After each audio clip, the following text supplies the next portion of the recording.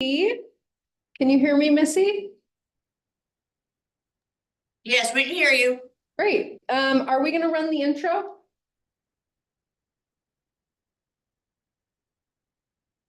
Perfect. Well, thanks everyone for being here. I am just gonna give it a few more minutes since this is a new format for the town hall online. So thanks for those of you that are here on time, and I'm gonna give it a few more minutes before we get started.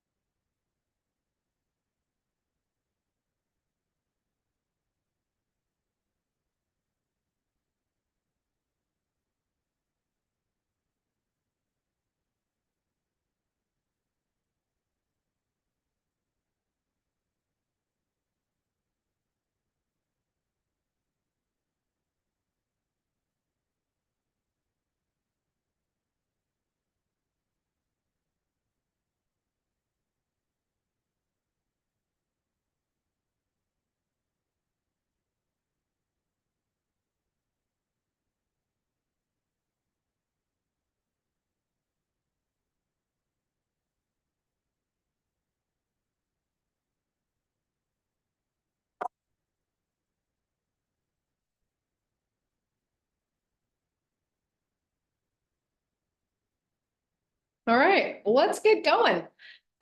Thank you for being here. I think we have a couple of citizens or community members and a lot of staff. So I really appreciate, we've got Missy, Emily, Chris, Warren, Alex, Mike, and Jonathan here. So robust support from the staff. So thank you guys. We will plan on taking as much time as we need to get questions answered, but probably looking at more like 6:30 for finishing up. My name's Amy Harding, and I am the Port of Olympia Commissioner for District 3. I am serving my fourth year of a four-year term. And I ran for office because I believe local government has the biggest impact on our lives, and I wanted to be a part of making solutions. So here we are. Looking at our attendant list, it looks like we have a few of you I know, and then maybe a couple I don't. You are welcome to raise your hand if you would like to ask a question. You can also put it in the chat. But we can talk about whatever you would like. The reason I did a virtual format for this is because I did an in-person town hall in the fall. And that was great. We met at LP Brown Elementary and got to interact with some folks there. I wanted to make sure we were being accessible to those who were not able to attend in person. So just go ahead and raise your hand. This is being recorded. The Port of Olympia is really focused on transparency, and recording our meetings is one way we can do that to make them available. I'm assuming everyone will be respectful, but I do have my little mute button if we go out on anything crazy. So yeah, does anyone have a question right off the bat?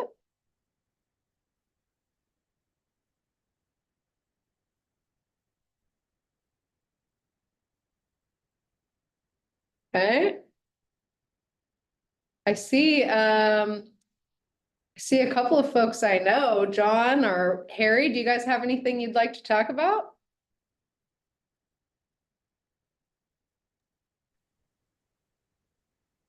Chris has raised his hand. Yes, Chris. I don't usually get a chance to participate in this forum with commissioners, so I'm just curious, from your perspective, what are you most excited about for this year, from your perspective? Great question. Thank you, Chris. I am super excited about the culture here at Port. When I came on, we had a lot of staff turnover and we had some litigation. And we have a team that's really committed to being good stewards of our community's resources, and we're having fun. So I think that we were never going to be able to create anything when we needed to get our own house in order. And I feel like we've really done that. Super excited about Alex Smith leading the charge as our executive director, and then the new staff people that have continued to build upon those. I think Warren has actually been here one of the longest now of those that are on the call. So continuing to build the tenure, but I think that's what I'm most excited about.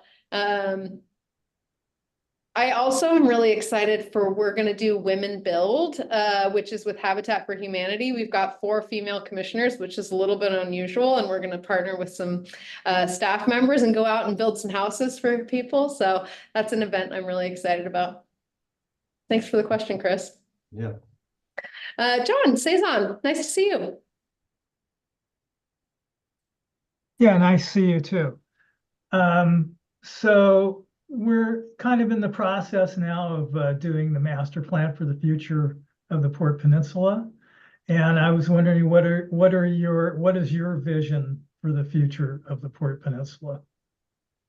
I feel like we had a lot of really good information from the community on what the community wants to see in our Vision 2050 work plan, specifically around the peninsula. And it mirrors what my philosophy of a both and. So creating commercial services such as restaurants and coffee shops, maybe outdoor activity rentals or retail alongside of public access to the waterfront, public access to, and continuing to build upon like the Billy Frank Jr. Trail and some of those things, so that we are seeing activation on the commercial side as well as in the natural environment. And that could look a lot of different ways. I think we're continuing to explore what our prioritization level is. We had the waterfront center building where we were looking at putting port offices. Obviously, we've moved forward with purchasing the Dancing Goats building, which will be, I'm really excited about that because it was just a more fiscally conservative way to accomplish that goal. But there's still a need for new marina offices. And I would love to see some tourism infrastructure go in alongside that, or educational. Just need to understand the dollars and cents of how we're going to make that make sense. So thanks for the question, John.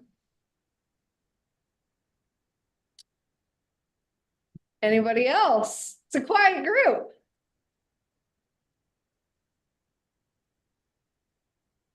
So what do you think about the idea of doing the water taxis? I think that anything that we can do to create more connectivity in Thurston County is awesome and exciting. The Thurston Regional Planning Commission did some work around previously on ferry service, and there was some concerns about the speeds at which you would have to go so that you weren't creating erosion on the shoreline. But I know that technology is improving. I know that the electric boats and ships have capabilities that we didn't used to have. So as technology evolves, I would love to consider that. I think that from a transportation perspective, as well as an emergency response perspective, activating the peninsula in a way that allows us to be more interconnected with our neighboring communities is exciting. What do you think, John? Can I ask you a question? Can I ask you that question? What do you think about the water taxis? I haven't developed a position on it yet. I don't know enough about it. This is first I just heard about it. The last meeting thing was brought up by the POCAC. Yeah, I think that as we're looking at the future of the airport as well as the marine terminal, electrification is going to transform some of our options. And we know that that's not happening overnight, but it's happening a lot more quickly than I thought it would. And so I'm excited to continue to see how that unfolds. Some of it almost starts to sound space agey, like these vertiports where you take a small electric plane that gets you to another form of mass transit. I think it's not just relying on one modality, it's that interconnectedness and being creative. As we know, with the Nisqually Bridge, we have some limitations as far as rail at this point. And I was actually, hello, Harry. I was having a nice conversation with Harry about different options for rail and given our population density, how to make it make sense. But the interconnectedness with water, air, rail, I don't think anyone likes being on I-5 in a car, but continuing to, create options for more mass transit's gonna help our environment as well as our community thrive. Harry, do you have any questions? Am I muted? You're unmuted. You're good. I'm this is unmuted. a good opportunity because it's more of a conversation, so less formal. No, I don't think I have any questions. I've been following everything pretty closely. I have concerns. I would personally like to see more restoration. I'd like to see that be our first concern. Is there anything we could do to restore ecological function on any piece of land? I think that we've gotten ourselves kind of backwards. We should start with observation and hypothesis and then come to a conclusion. But more and more, not just the port, I think we as a society are starting with a conclusion. What do we want to see here? And then how can we mitigate that or make it acceptable? And I just would like to see us approach that in an opposite way. I'm encouraged by it, a lot that I see at the port. I've been around here for a long time and seen a lot of changes, most of them not good. But I don't know, do you have any thoughts on restoration? I was actually just having a email exchange with another community member about the sampling out in West Bay and East Bay, and how essentially to accomplish some of our restoration and legacy cleanup pollution goals, we have to observe where we're at to get there. So I think it ties in with what you're saying as far as we have to assess where we are to figure out where we're going. And that's part of why I've been really excited about our Butt Inlet cleanup project, is because we are taking that long view. It's not happening overnight. We don't have all the answers yet, but I think that we are, working with Department of Ecology, our in-house team, as well as our consultants, and it's going to yield a really thoughtful, holistic, restorative process there. So, and I think what that looks like on the uplands is to be determined, but definitely something that we're continuing to integrate with our master planning efforts and making sure that those work in harmony with each other. I see Bob, you raised your hand? Yeah, so following up on Harry's restoration stuff, are there any chances that Moxley Creek can be daylighted or at least not made worse so that daylighting is never possible? And I will give you my elected official opinion on that, and then if Sean or John want to jump in with anything more factual. In all the conversations that I have had with different jurisdictional groups, Moxley Creek is the one where when you get to that point in the conversation, everyone just kind of scratches their head, because I haven't heard a feasible solution as to how to address that. I don't know if it's so no. It seems like a little bit of the if we are going to continue to have that contributing, we're going to continue to have the impact. And if we don't have a solution, then what? John or Sean, do you guys have any additional comments? Or is that the reality? I'll take that as oh, go ahead. Hey, Commissioner. Yeah, I think it's been looked into over the years quite a few times, and I know it's an issue of a cost for sure, and the fact that it runs under occupied properties. So it makes it complicated, the daylight option, and also with setbacks and what the slope of the creek would need to be. There's a lot of technical things that would need to be worked out, but I think cost prohibitive is the thing that's been mentioned previously, but since I've been here, I don't know that there's been any further evaluation of that option. I think that's something that would have to be, initiated with the city of Olympia as well as the port. But I think mostly that is city of Olympia property there and jurisdiction that goes under. So it is a complicated question. Certainly, daylighting streams is generally a good thing if we can do it for a lot of water quality reasons and for habitat as well. But I've not heard any additional information. I think you covered it pretty well. I mean, there's definitely some good spawning gravels in Indian Creek upstream and through Moxley, the park there. But you're not going to get much. I mean, every so often there's a few salmon that get in there, but they don't like to migrate through dark conditions. And if we're going to see any restoration of salmon at all in Olympia, that would be, something to think about there. Yeah. Yeah, I definitely think continuing to ask the question, because the cost is a major part, and then also just the diversity of landowners who own the property above. I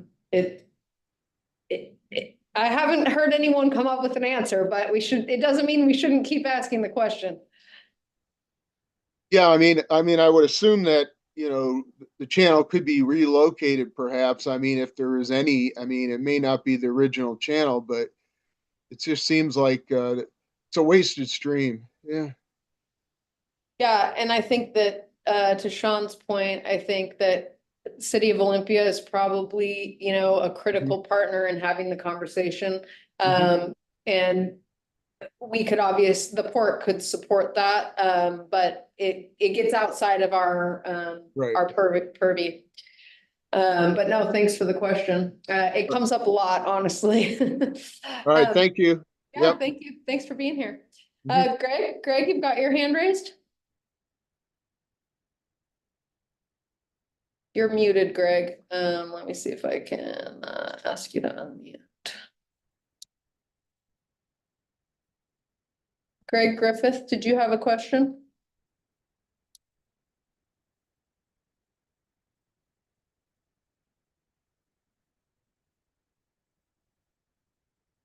Okay, anybody else have a question? This is the plus and the minus of this informal format is there could be lots to talk about, or maybe this is a sign we're on the right track. I'm gonna take it as that. Oh, a couple more. Okay, John, actually, let's go with Sheldon, since you had we'll go with Sheldon. Do you have a question, Sheldon? Oh, maybe not. John, go ahead. Oh, well, Sheldon went away. Too bad. I wanted to hear. I'm back. Oh, now let Sheldon go first. Go You ahead, can come back to me. I'm sorry, I'm a little challenged by the technology. I think there was some excellent points raised as far as the Moxley Creek and remediation of that. But remediation is inherently looking in the rearview mirror. What happened? How do we fix the problem? But an ounce of prevention is worth a pound of cure, and that comes up with the airport and some of the airport expansion that we've been talking about, because there are definitely some harms that can be going on there. So I guess my question to you is, what is being done to address the potential harms that can come from development in something like the airport, because there will be some fairly significant impact. Among those impacts, one of my particular concerns is with the aquifer that underlies most of that airport, which is a critical aquifer recharge area level 1, which means that any contaminant that gets on the ground will be in the water supply within a year. Tumwater already has a Superfund site for its Palermo wells. There are 3 of them that have been a Superfund site since 1991. So if we want to talk about development, I think that's all well and good to talk about development, but I think there are smarter ways to do it. And then there are ways that are, more rapacious, where you take something that's very nice, very attractive, looks really good, go in, do the development, and then later on say, oops. And that's one of the things. I mean, there are many examples of that in history. Love Canal would be a very interesting case study for that matter. So I'm just wondering, how much are you taking into account the impacts of development at that airport? How are you addressing some of the issues that are arising from that? For example, still calling it the Swire Coca-Cola lease. It was never said anything about Swire Coca-Cola on that lease. And how are you addressing, or are you even considering mitigating impacts before they occur? There was a lot of good information in there and good question. So for me, as a port commissioner, I think I start with considering the role that the port is playing in the development of our land in Tumwater. So we are not the land use authority, we are the landlord. And so it isn't our role to ensure that we are following environmental practices. It is the role of the city of Tumwater to ensure that we're following the tree ordinance, there's adequate water, we're following the State Environmental Policy Act, et cetera, et cetera. So I think that sometimes it feels like I'm punting on the question because I'm like, well, that's not our lane. It's not that we shouldn't be mindful of the impact of development. It's that I really believe that we have a great partner in the city of Tumwater to ensure that any of that development, all the T's are going to be crossed, the I's are going to be dotted. And we are following with best practices to ensure that, and as you mentioned, throughout history, we look back in the rearview mirror and we might do it differently in the future. But all of those best practices are going to be followed because we have trusted partners in the city of Tumwater who are going to ensure that that land use process is followed. So I see it as being it's a different role that the port is playing because we are not the land use authority and we defer to the experts. I am not an expert in aquifers or water usage. I would defer to the city to determine whether there was adequate water for the use of a tenant. I'm not an expert in the tree, how many trees need to be maintained. We would defer to the city of Tumwater. So the port's playing a different role there.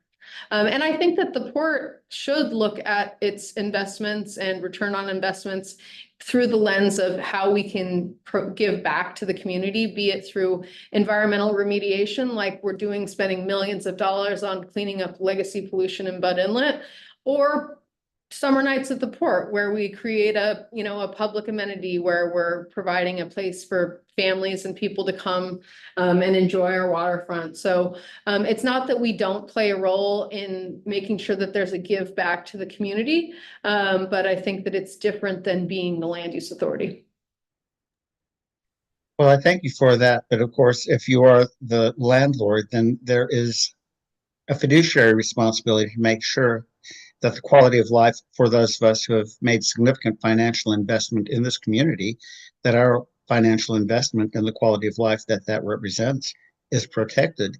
Yes, you can go ahead and rely on some other agency, but you do have some authority over who you lease to. One of the things that concerns me most of all about the Swire lease, there are a lot of things that concern me about it, but you keep saying Swire Coca-Cola. I have challenged Mr. Hendrickson in a public venue to show me where it says Swire Coca-Cola. He has not gotten back to me until very recently. And that was after a public request that the Swire lease be posted to the website. Alex agreed to do that. The next day, I'm getting a message saying, no, we're not going to do that. In the interest of openness, it just makes me wonder why it is that honest to God Swire lease, which is now going through another company, isn't being posted. And I would surely appreciate your getting that up on the website where people can easily gain access to it. I'll follow up on that, Sheldon, and see if that's, I'll get more information and follow up with you. I believe Warren should be able to help me connect back to at least get you an answer, if not, provide access to that.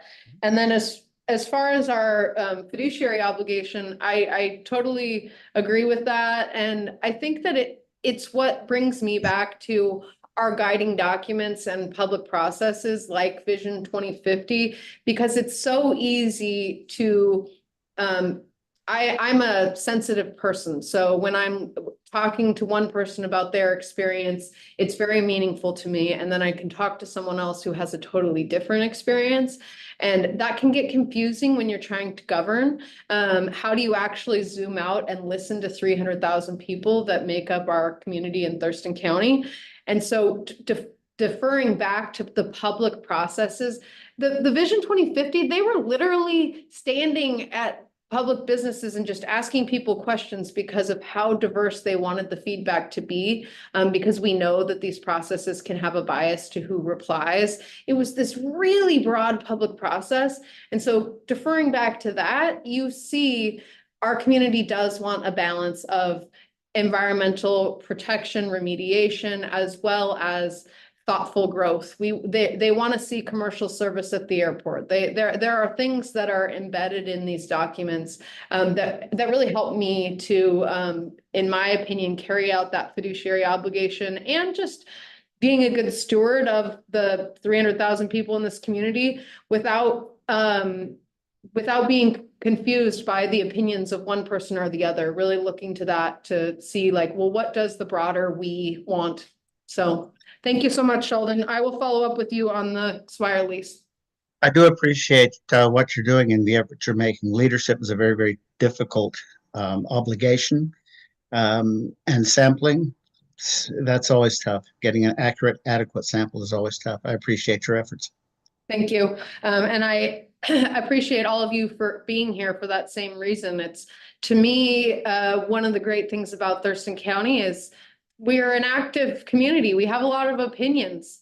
And that's exciting. Like if we get to a point of apathy where people aren't showing up, and we should be, asking questions and maybe skeptical or critical. That's how we get better. So thank you. I appreciate that acknowledgement.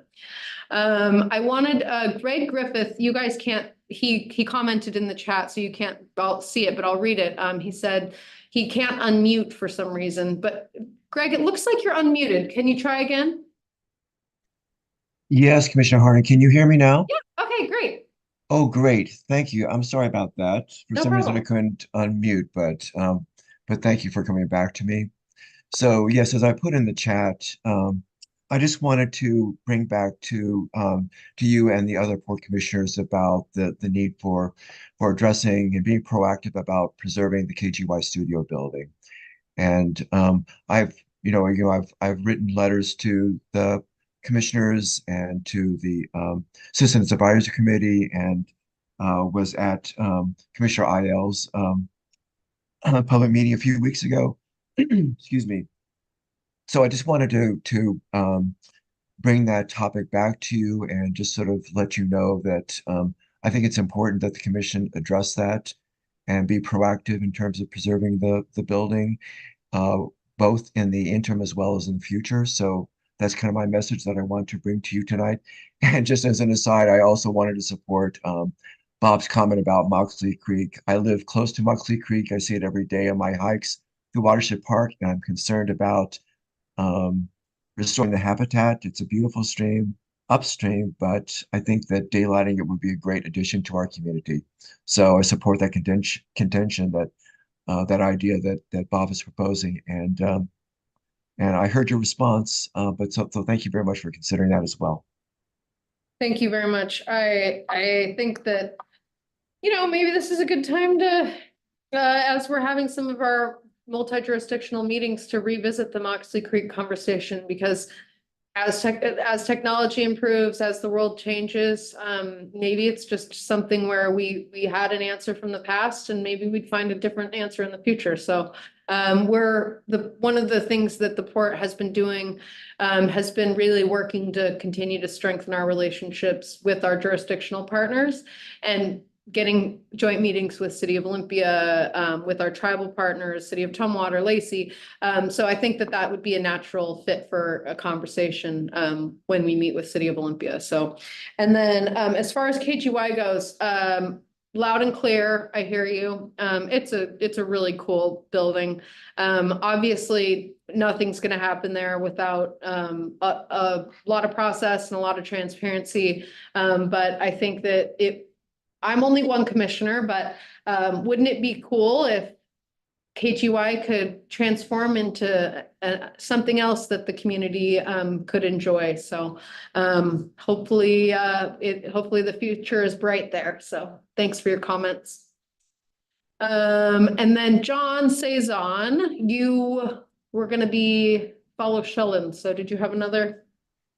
Yeah, I just, you know, on the federal level now, we've got some big issues. It's lots of huge changes, and it looks like funds for infrastructure and lots of, you know, I know that the port was talking about in the cleanup that they were going to need like could be like several million. I don't know what the final number would be, but you know, a lot of money in it. And they were looking at federal grants. That looks pretty unlikely to me, considering the current circumstances. And I was wondering if there is any, you know, are you being proactive about what the alternative options, like natural recovery maybe, as a which might be less costly, or what's going on? What are you hearing from your lobbyists that are supposed to be finding money for you, and where are we at with all that? Sure. So a couple different things. Honestly, I think the presentation we had on grant funding may have preceded both of our environmental team that are on this call, if I am thinking of the timeline correctly. But Maya Bellin gave us a great presentation on essentially how we would look at funding this massive cleanup project. And one of the things that I remember is actually very little of the money was coming from the federal level. It was more at the state level. And I will, after I give you my comments, I'll circle back to John and Sean if they want to correct me or fill in any other dots. But so I think the leaning into the uncertainty as far as what's happening at the federal government, I think is probably the best approach at this point, rather than being concerned about what may or may not happen. But I also think that it's not huge. It shouldn't be hugely impactful on our funding because the funding was more at the state level. Obviously, the state is having its own financial challenges, which puts pressure on MACA funds and different pots of money that were available, as well as just different types of appropriations that we might be able to receive. So I think that will continue to be a TBD. As far as natural restoration and just having an eye for costs, heck yes. I mean, if we can do it more affordably, not only is that being a good steward of tax dollars, but it's just practically the only way we're going to proceed with the project. As far as I'm concerned, we've made this commitment not only to Thurston County, but to our tribal partners, which span outside of Thurston County and into this community. And this is something that we have to find a path forward on, whether that needs to be slowed down or modified in our solutions based on monies that are available. Not proceeding is not an option, in my opinion, and I don't think that's anything that we're hearing. I think that we have, we can, if the port does well, then we can reinvest in these types of things, and I think that's why we're continuing to look to improve the performance of our business lines, because that's something we can control. We can't control the federal budget, we can't control the state budget, but we can control investing in the marine terminal to raise additional revenues there, investing in our real estate to raise additional revenues there, that then all of these systems will allow us to continue to grow the community give back, the environmental give back of the port. So I guess what we're hearing is funding is tight, and we're gonna keep working on it. I don't know, Sean or John, do you have any, or Warren for that matter, or Alex, do you guys have any additional comments on that?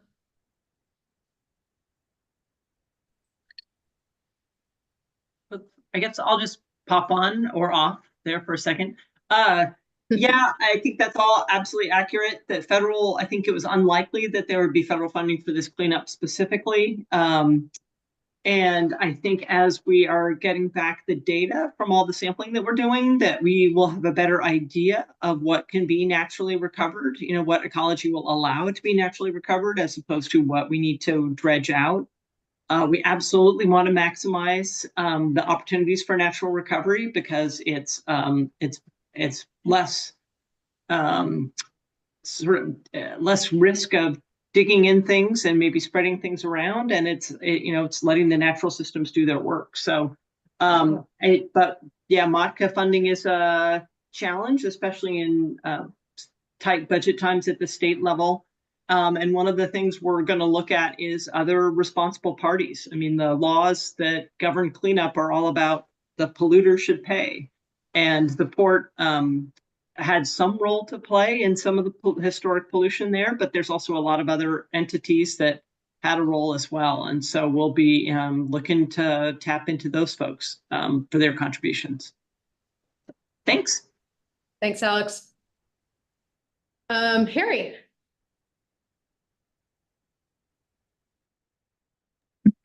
I think in trying to go after guilty parties, partly responsible parties, partly liable parties, whatever we want to call them.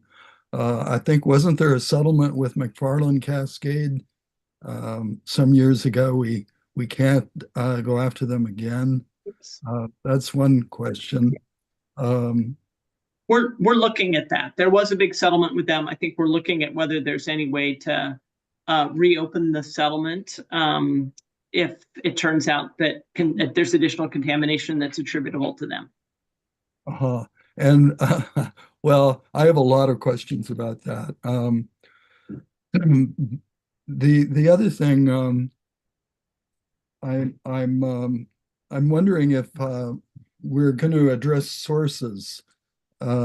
Historic legacy sources are generally on land, and I see a lot of work going on in the water, but I think in order to control ongoing sources, that's likely on land, and I'm wondering if we intend to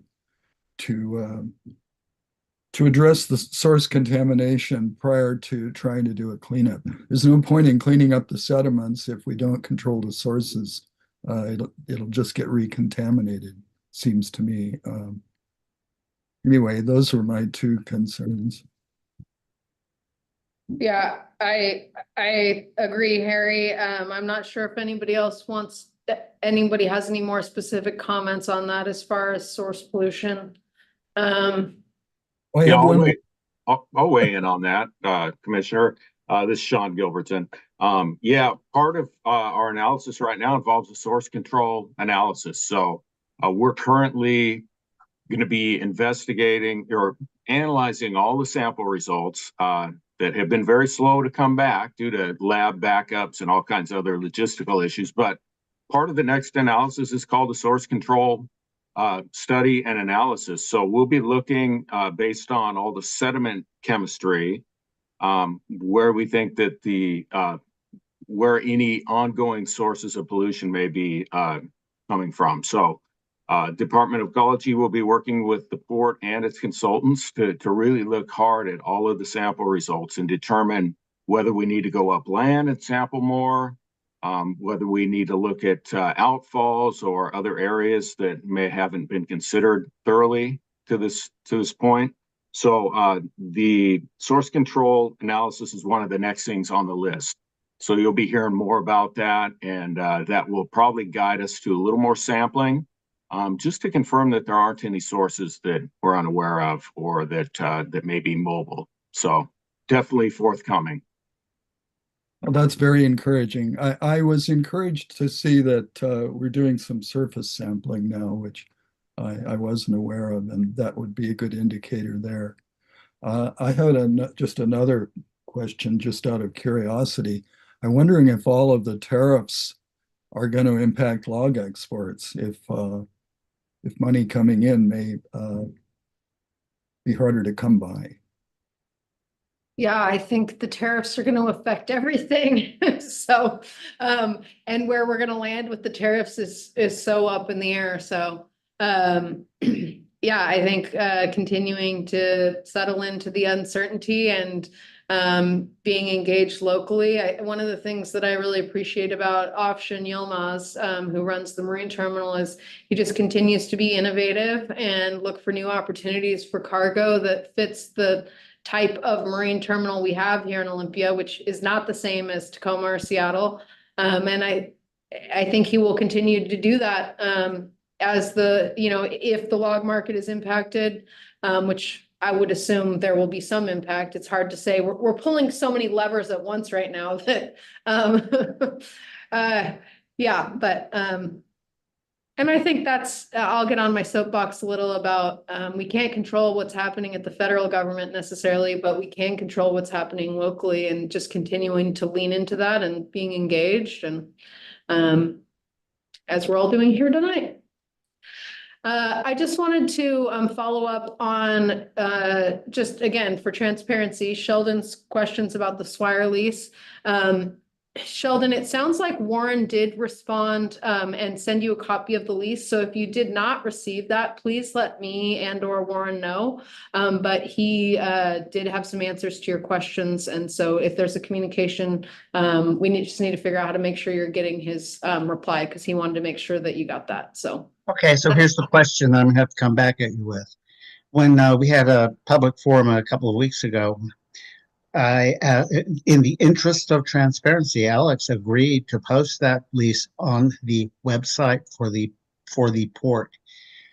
That was agreed.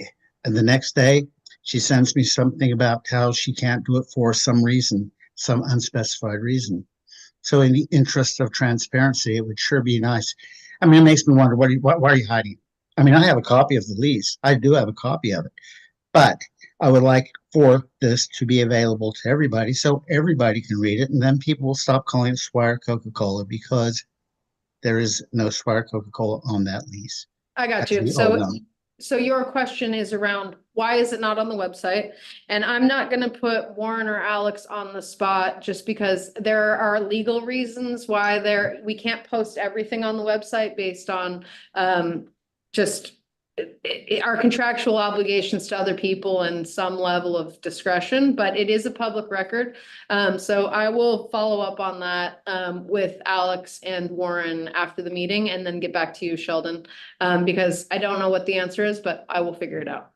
All right, thank you. Thank you.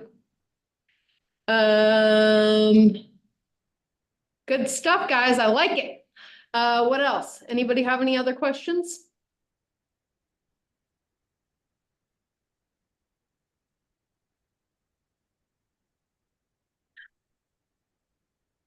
Well, I just continue to be, Chris asked me at the beginning what I'm excited about, and I'm excited. I've been on the Port Commission now, this is my 4th year, and we had a lot of housekeeping to do. And now it feels like we're really getting going on doing some stuff. And ports are such cool entities because we can play in the private and the public sector. We're not just relying on grants or tax dollars. We can actually go out and generate revenues. And I hope that as we continue to look at port operations, we see that as a both and, that when we are activating our industrial lands, or when we are embarking on some, job creation, economic development, that's actually coming back to the taxpayers of Thurston County in the form of the public good and the community benefit that we can offer. So it is different than just the private sector building a warehouse. Warehouses are critical infrastructure. You've heard me talk about how maybe some of you, they're like the laundry room of our Thurston County house. They're not necessarily the one we want to show off to everyone, but they're necessary to make our communities work. And when the Port of Olympia is meeting the needs of Tumwater, who have said, here's where we want our industrial infrastructure to be, we're generating revenues that then we can invest back in our communities. So I am excited to continue to be a part of that. And you don't have to run for office, but I would encourage you to do so. But there's lots of other ways. I think there's great examples in this group of active citizens who regularly participate with the Port of Olympia. And we listen. Like, if you guys have ideas on Moxley Creek or places that had a similar problem who solved it, let us know. And sometimes there's a reason that it doesn't work, but there's lots of smart people and creative people in our community, and the more we work together, the more we'll get done, and this will continue to be a thriving place to live. So does anyone on staff have anything that they want to say or cover before we close? I guess just one last question for those community members who are here. Do you prefer the online format, or would you prefer an in-person town hall? If anyone wants to give me their opinion, you can put it in the chat or you can say it out loud.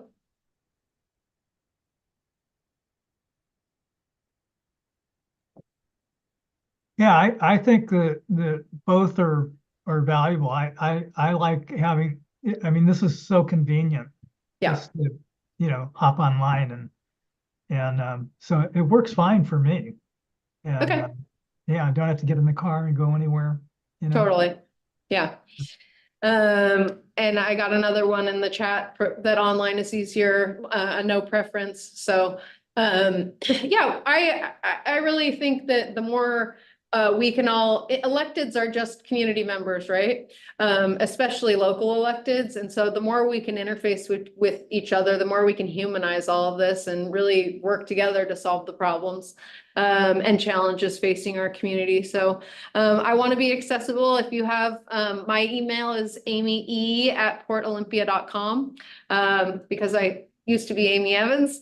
And I would love to hear from you. And yeah, we'll just keep doing this together. But I thank you all very much for being here. Appreciate you taking the time. Thanks to you. Thank you. Liz. Thank you. And Missy, you can go ahead and close this out. Missy and Emily, thank you guys. And thank you, staff, again. Thank No. you.